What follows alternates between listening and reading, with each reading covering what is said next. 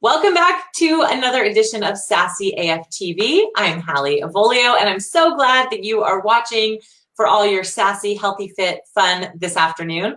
I'm super excited to welcome our guest, Dr. Rachel Alioto. She is a naturopath, and if you don't know what a naturopath is, don't worry, because up until a few months ago, I also didn't know what a naturopath was, and now I'm obsessed. So I'm really excited to bring this interview to you guys today because I know that one of the key important issues for you is taking care of your mental, physical, and spiritual health. And that is what the heart and soul of naturopathic medicine is all about. And Dr. Alioto is going to talk to us about all things related to our physical, mental, spiritual health all the way around. So if you are watching this on YouTube, make sure that you are subscribed to the channel, hit that bell so you get notifications of our latest episodes. Anywhere else you're watching, make sure you're subscribed on Facebook, Instagram, etc. at Sassy Healthy Fit.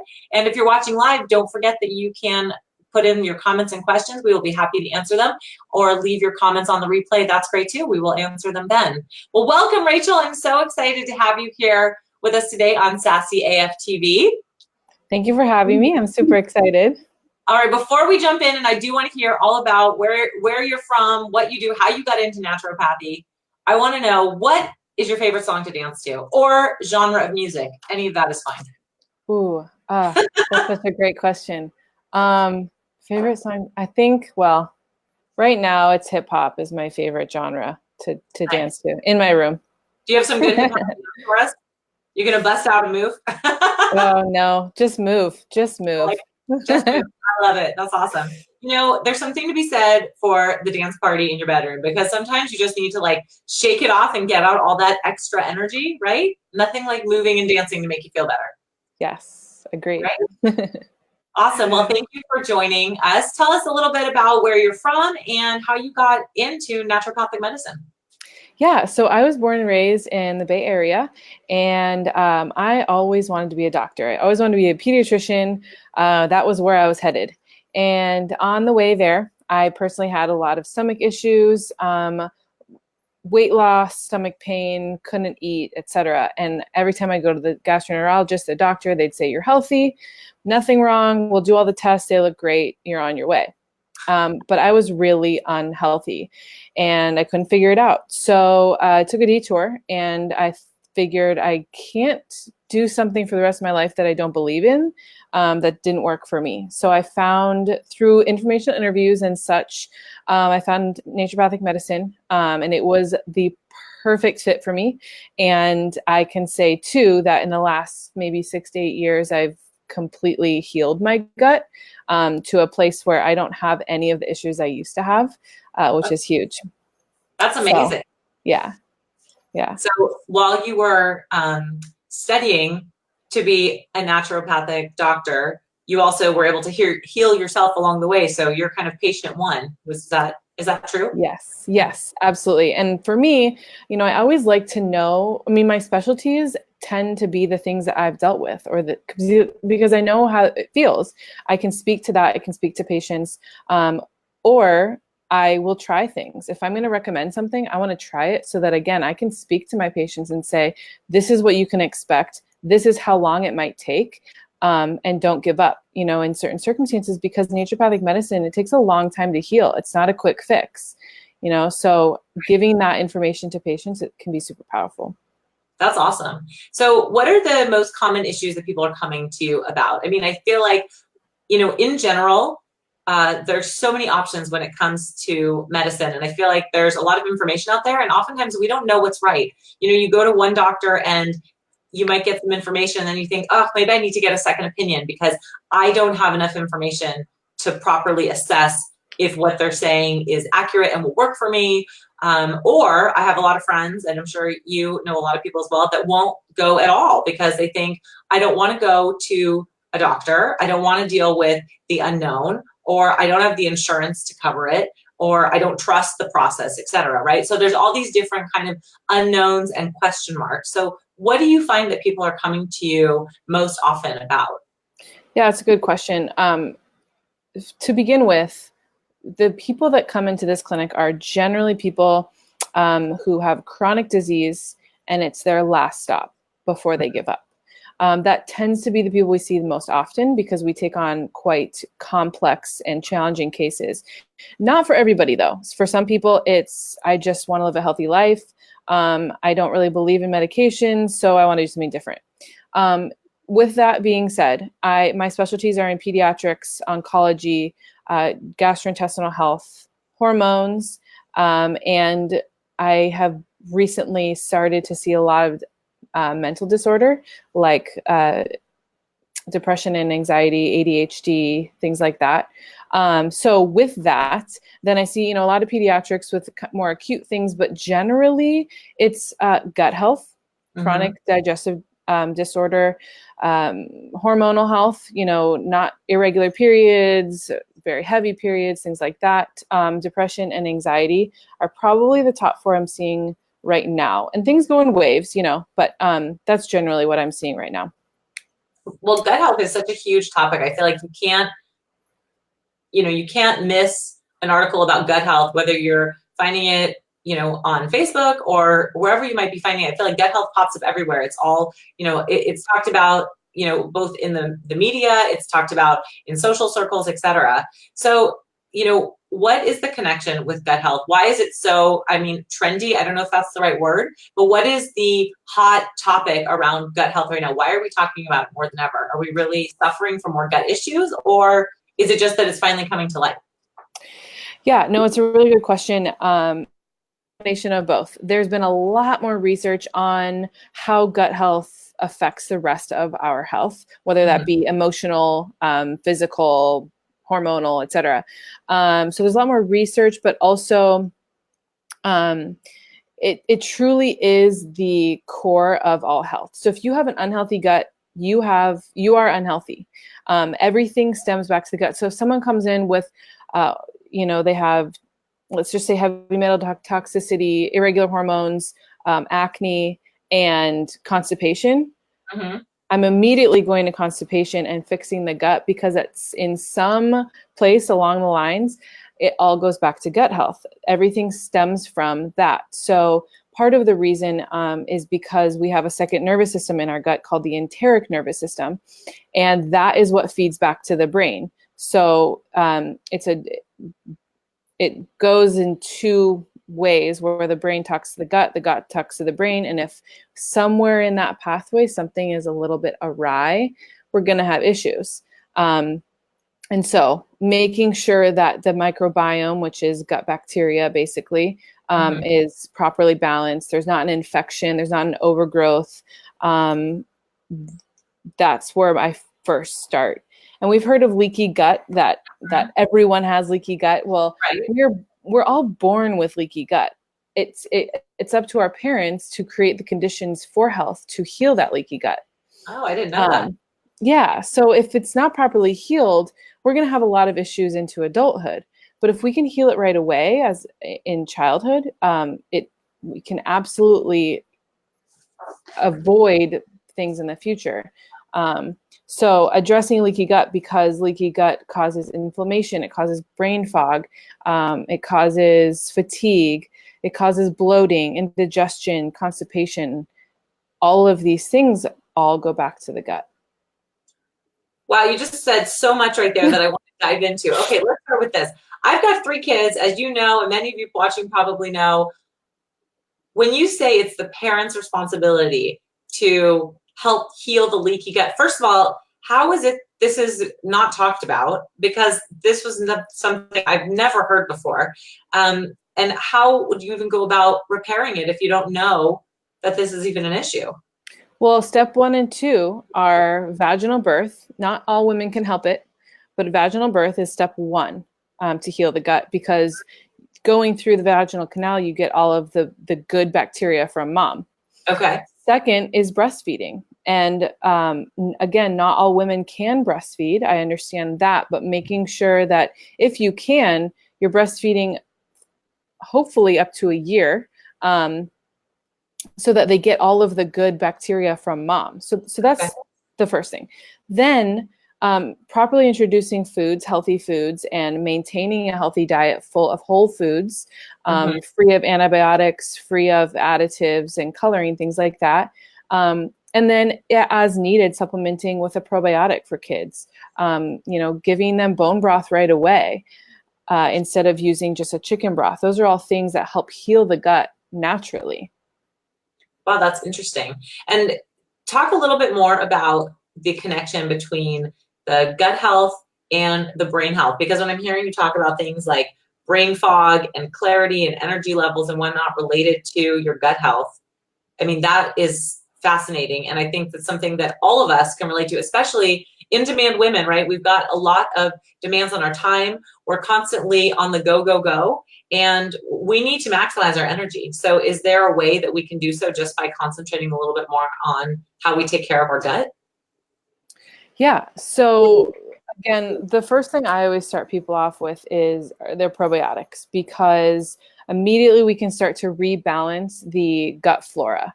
When our gut flora is imbalanced, there can be overgrowths of bacteria, there can be viral infections, there can be parasites, etc. So just simply starting out with a probiotic is going to be the best way to start to support brain health. But in the correlation of brain and gut health, making sure that we're keeping an anti-inflammatory diet, anti-inflammatory supplements, because if the gut becomes too inflamed, the brain is going to become inflamed. And that's when we have the brain fog. That's when we have poor memory. That's when we have like varied mental speeds where you kind of can't keep up with things.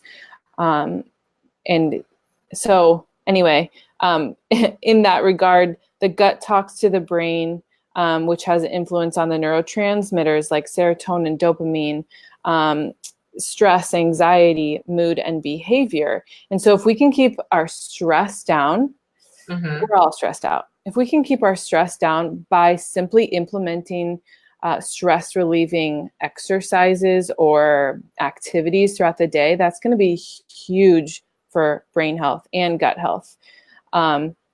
When the brain has inflammation, we see weight gain, we see lack of absorption through the gut, lack of full digestion, microbial imbalances. So with that, if it's coming from the brain, then I want to stimulate something called the vagus nerve. And the vagus nerve is one of 10 nerves that we have, or one of 12 nerves that we have coming from the brain, all different mechanisms for what each nerve does. But this specific vagus nerve is the one that goes all the way down to the gut. It's the longest nerve we have in the body. And so if we can stimulate the vagus nerve by gargling, singing out loud, there's some eye exercises that I don't personally use because I'm not a neurologist, but stimulating the gag reflex, those are all things that help to stimulate the vagus nerve so that the brain can start to talk to the gut again. Really? Yeah. Singing out loud stimulate the vagus nerve. Yeah. That's so interesting. So is that, would you say that that's like a practice of self-care that you can do? It is. Yeah. Yeah. And for a lot of my patients, especially recently, who they have a lot of nausea, for example, that's my first thought, or when I hear that, my first thought is the vagus nerve. Like, why are you having nausea for no reason, right? Not because they ate something or they just woke up and they had nausea. So to me, I'm like, okay, we need to stimulate your vagus nerve because that's the first symptom that I find involved. Interesting. So I have them gargle. And what do they gargle? Just water. Really? How long? Water. I usually say between 30 and 60 seconds, a few different times. And aggressively gargling is going to be, Okay, so it's an aggressive gargle versus like just cleansing your mouth with some mouthwash or something. Right. So when you comes to mind is like gargling the mouthwash, right? Yeah. So yeah, exactly. When you think of like mouthwash, you just kind of want to swish it back there and you gargle just to kind of like get it back there. But when I'm talking about aggressively gargling, I'm like, I want to audibly hear this gargle for a long time. So when you know, when your mom, for us who are above, well, I'm not above 30, but 30 and above, our parents would say, they would say to gargle with salt water if you have a sore throat. You know, at that point, I'm like trying to aggressively get that salt back there. So that's what how I explain it to patients, where it's like See, audible. An audible, okay, so 30 to 60 seconds of an audible, aggressive gargle will stimulate your vagus nerve and can help with all sorts of gut and mental issues. Yes. At least to start. To start. Awesome. To start. That's Yeah. awesome. Yeah. See, there's so much cool. This is what I love about naturopathic medicine, is that there's so many methodologies that I feel are not talked about on a regular basis, and you don't necessarily know, but that's such a fantastic one that literally everybody can implement. Exactly. And that's my thing. It's like I can push supplements all day. Right. I can do that all day, but that's not my goal. My goal is to figure out the problem, the root cause of whatever's going on, mostly, let's just say brain fog. Where is that stemming from? Is it stemming from the gut or the brain? Right. Let's address that. And we can use supplements, but I only want to use them for a short amount of time. My goal is not for you to be on them forever, So giving a few up front, but then also giving at-home exercises and mindfulness-based practices and techniques and things, because I don't want to take supplements for the rest of my life. It's just, we call that green allopathy. It's just like a medication, it's a cover-up, and I don't want to do that. Right. So when I use supplements, it's truly to get at something specific. So for example, with brain fog, oftentimes I see infection in the gut. Mm-hmm. So let's just say E. coli has overgrown in the gut. Well, then I'm going to use supplements to get rid of that. And then it's going to help the brain fog too. Exactly. Yeah. So with your practice, in terms of when you see your patients, are you talking to people on a more consistent basis than that, that typical, come in for your physical once a year, that we're told by insurance is the acceptable amount of time to visit a doctor? Yes. Yeah, it's a great question too. So especially up front, I see people more regularly. So sometimes every 2 weeks, sometimes every 4 weeks, depending on how acute their symptoms are and also what lab tests I run. So I do run a lot of functional lab tests outside of what a traditional MD will run. I just have more access to more labs. And so I use blood, stool, saliva, and urine to test different things. So depending on what happens at the first visit, which is a 90-minute comprehensive visit, then we'll follow up within 2 to 4 weeks to go over symptoms or lab work. And so then that's the first follow-up. The second follow-up is usually between 4 and 8 weeks, and then hopefully 2 to 3 to 6 months out, depending again on what type of protocol. But I do want to see them more often because things change rapidly. That doesn't mean that everything goes away, but I need to keep checkup on symptoms so that I know how to go forward in their treatment plan. Otherwise, they'll just stay the same. Things will change, and then nothing else will. Right. No, that makes sense. So I want to talk about celery juice, because I feel like celery... Talk about celery juice. I want to understand the mystery of this very exciting green elixir that everybody talks about, right? It's like, if you follow anything that has to do with nutrition, I feel like celery juice is like the hot topic, right? So it's gut health and celery juice. And celery juice apparently helps with your gut health, which I don't doubt. I know there's lots of good properties to celery and whatnot. But do you think that celery juice is as amazing as the media would make you believe it is? Or is it more of a trendy drink that people will pay $10 a glass for and hoping solves all their problems? Right. I love this question because you are right. Celery is supportive of health, but it's trendy right now. That's not to say if you want to do celery juice, it won't help something. I'm sure it'll help something. It won't solve all of your issues because there's other things involved there.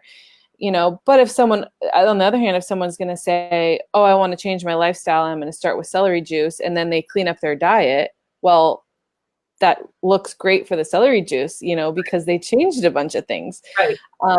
So I see the benefit for celery juice, but I don't tell my patients to use it because there's so many other things involved in that process. So I think it's trendy, it's fatty. Yeah, that's kind of where I was thinking. That's what I was thinking about it too.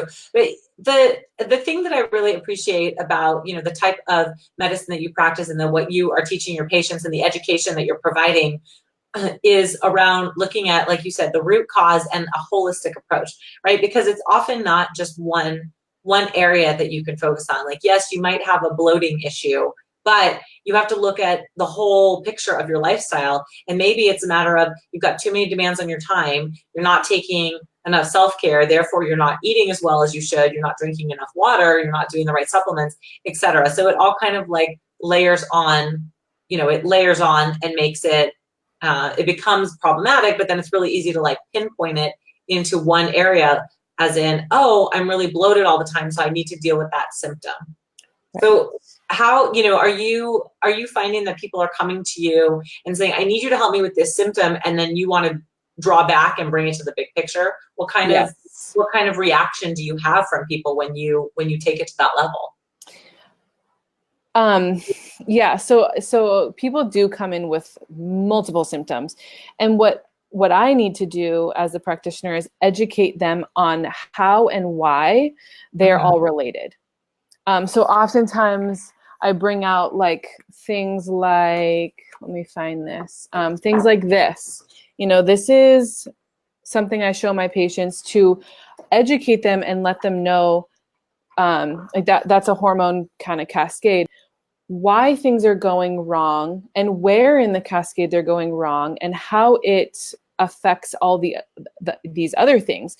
So as soon as I educate patients on how their symptoms play with each other, it makes sense to them, and then they can understand, okay, this is where I need to start. So generally, like I said before, usually starting with the gut health and healing that before I heal other things. When I start healing the gut, other things get better too. Right. And sometimes I address things simultaneously, like we'll be working on gut health and I'll give you a topical for your skin rash, and give you a new diet, something like that. But generally it's appreciated that I take the time to educate and let patients know that what they're feeling isn't crazy. Mm-hmm. I think that's really key right there, right? Because if somebody is feeling like they're being judged, whether it's whether it's self-judgment or it's judgment from a family member, multiple family members, friends, whatever, right?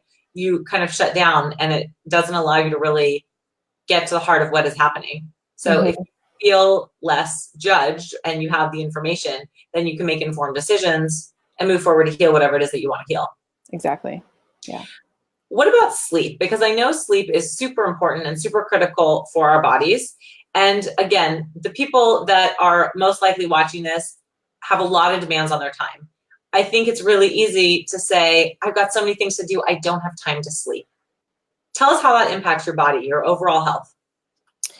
Well, we've all heard of the circadian rhythm, basically the rhythm that, you get up at the same time, you go to bed at the same time, cortisol spikes in the morning, etc. Those are all more in-depth hormonal things, but their circadian rhythm needs to be regular in order for the rest of the body to work, for the brain to understand that it doesn't need to be in a fight or flight response and that it can adapt to things as they come. So when we're not sleeping, that circadian rhythm becomes erratic. It's not regular. We're always tired. We can't deal with things properly. We can't think. It creates inflammation. It creates hormonal imbalance. All of these things are all related just because we're not sleeping.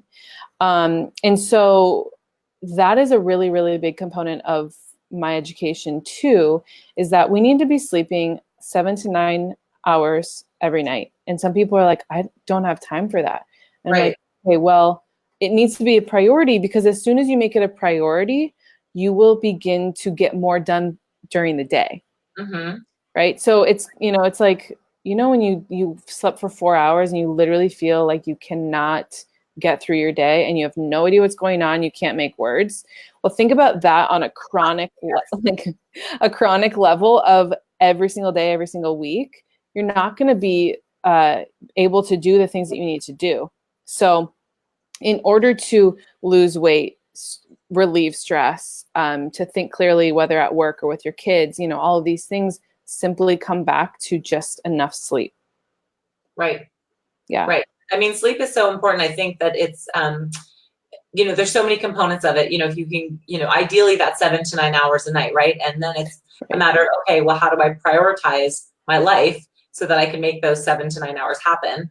And then there's the side of it, like, well, if you have children, aside from that first year when it's kind of like anything goes and nothing can be predictable in that first year because you never know how the sleep's going to happen. But after year one, it's much more predictable theoretically. But I know that a lot of times, especially women who don't put themselves first, they will say, oh, well, my kid needs me in the middle of the night, or my kid needs me to sleep in their bed, or, whatever the case is.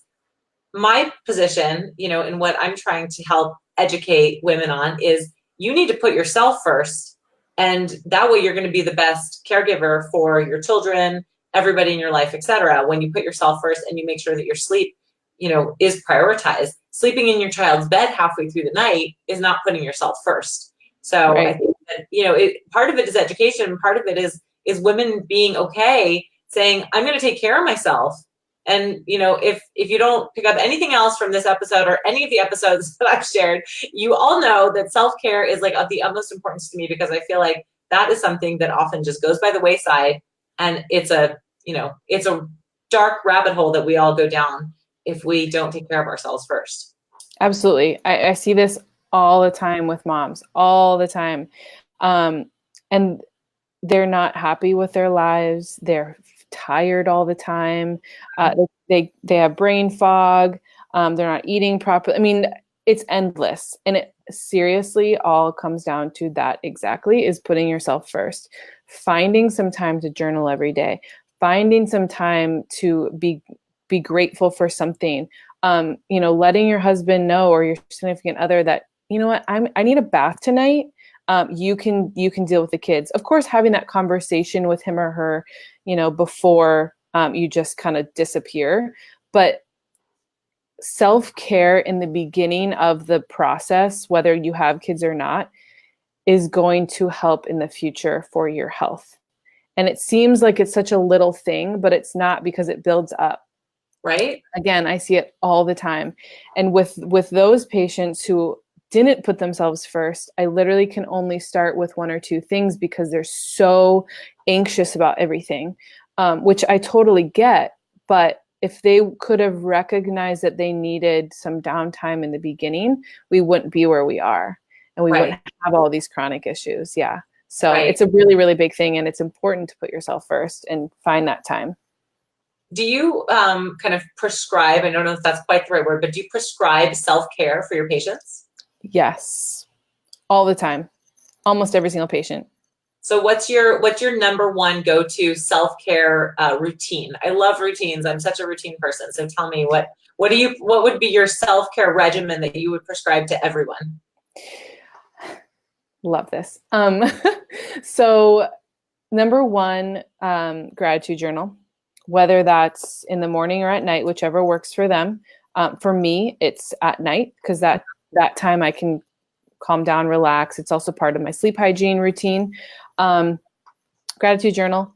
And then making sure that when they feel stressed out, they can have the conversation with themselves to figure out what they need to relieve that stress. Maybe it's a bath, maybe it's reading, maybe it's a TV show or music, or dancing in your room alone. I love it. So giving them the power to choose what's going to make sense for them. And then simply, I always tell people, start every single day with a giant glass of water. It just kind of resets the body, resets the brain. Kind of, for me, I find it helps people just get started on the right foot. Yeah. And then, of course, healthy diet. So 80-20, I talk about 80% healthy, perfect, good, 20% a little bit of love for yourself, whether that be dark chocolate, a latte on the weekend with some sugar, or whatever that might be. Right. So a little bit vague in that answer, but again, empowering patients to figure it out for themselves, what makes them feel really good and happy, even when things aren't happy. I love how you said, though, open communication with yourself, almost like we need permission, right, to do these things for self-care. Even though I want everyone to hear this, you don't need permission to take care of yourself, but I know you think you do. So here's your permission. Rachel and I are giving you permission right now to take care of yourself. But I love that you said, have an open conversation with yourself. What do I need right now? Right. And I love that it can look different, right? Like for me, I talked about that this morning earlier was last night. It was, I had a really busy day with my kids and it was great. It was a fun filled summer day. And I did a lot of driving, which for me is really exhausting. And, by the time we got home at the end of the day and it was late and, it took the kids like an hour to get ready for bed and it's like 9:30. And I'm exhausted and I'm just tired, right? But I'm also like edgy and keyed up because it's been one of those days. And for me to transition, I took a hot shower and then I lowered the lights in my room and I put on some music that I like soft music, and I put on my diffuser with my oils. And it was a really good way for me to like say to myself, like, this is what I need right now to go from like here, I'm elevated, and to like bring it down so that I'm ready, to transition into my sleep routine. And so that was really impactful. Like I knew that's what I needed because I had that conversation with myself. But I feel like we need to do that more frequently, right? Men too, not just women, but I know that women, I think, have a harder time allowing themselves that conversation. Right. Exactly. Exactly. No, I love that. The other thing too, I don't know if you've heard this, but I found this interesting. So I have one of those life hack calendars, like calendar a day. And you know that I'm really big onto, looking in the mirror and giving yourself positive affirmations. And it's said, and I know that this is, we've talked about this a little bit, but I know one of the things it said is when you do that, to say you as opposed to I, because then as you're looking at your reflection and you say, you are strong, you are powerful, you are intelligent, et cetera, whatever you're saying, it reinforces it to your brain. Have you ever heard that? I haven't heard that, but it makes sense. Actually, I found myself doing that myself in my journals, in saying you versus I. And I don't know why, but I just gravitated toward that. But I love that because it's like you are looking in your reflection and it's almost like someone telling you, which makes it more powerful. Right, exactly. Yeah, I think makes it's sense. more impactful that way. And I love, the gratitude is huge. I think gratitude journaling, however you want to do it, right? And it doesn't need to be a big production. I think sometimes we hear the word journaling and we get a little like freaked out, like, oh my God, we have to do this huge giant thing that seems overwhelming. Right. But really, it's just simple, right? You could just even jot it on like a Post-it note. Yeah. What I tell my patients, some people are into gratitude, sometimes they're not, but it starts as gratitude and it totally morphs into whatever you need it to be. But starting with the habit of something I'm grateful for, or I tell a lot of my patients, write down something you did really well today and something you'd like to do better tomorrow. And that's it. It's so simple. And it totally, at that point, when you're ready, it will morph into something more or different as it comes. But that's a really good way to start too. So that it becomes a habit and you can kind of reflect on the day and how you want to show up better for yourself and for others. That's awesome. No, I love that. I mean, there's so much good stuff here. I feel like you and I are 100% on the same page to talk about, this stuff all day. You've given so many great examples of, how people can start right now taking better care of themselves, right? Just like you said, stimulating the vagus nerve, practicing radical self-care on a regular basis, right? Being consistent with that, listening to yourself, communicating with yourself, eating whole foods, not processed foods, right? Healing your gut. I mean, there's so much gold here. It's unbelievable. Is there anything else that you would want to share just for everybody listening? If there was like one tip that you could give that you don't want someone to miss just for living an overall healthy life, is there anything else you would add? I think I would, because we're sort of on the mindfulness-based aspect of health, is to be okay with not being okay sometimes. I think we give ourselves a lot of anxiety simply trying to be perfect, and playing a certain role that we think we need to be in.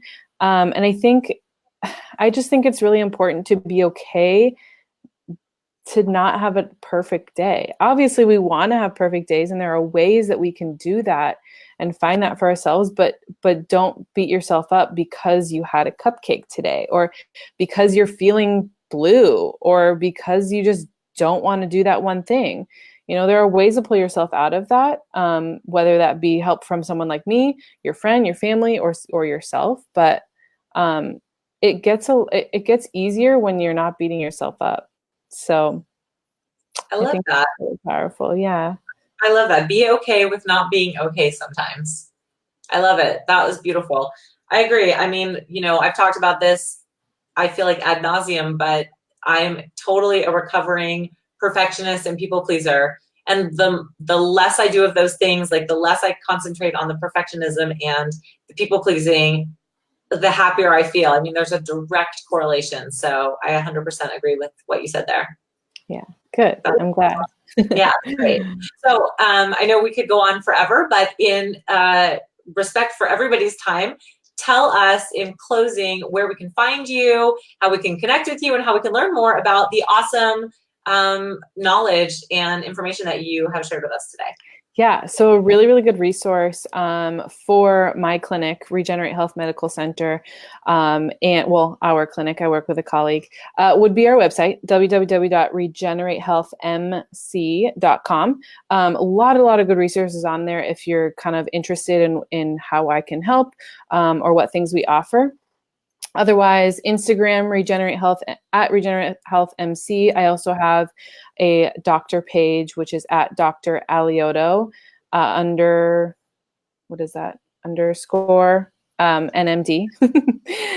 Those are two good places for Instagram. And then Facebook, we're on Facebook as well. So I'd love to answer any questions you guys have or connect with you. We didn't talk too much about the actual things that I do on a daily basis with how I help patients, but more about, my beliefs in medicine and my philosophy and how I heal people, which is really the most important thing. So those are all places. Awesome. Well, I'll make sure to have links to the website, the Instagram, the Facebook, all that good stuff, so everyone can find you.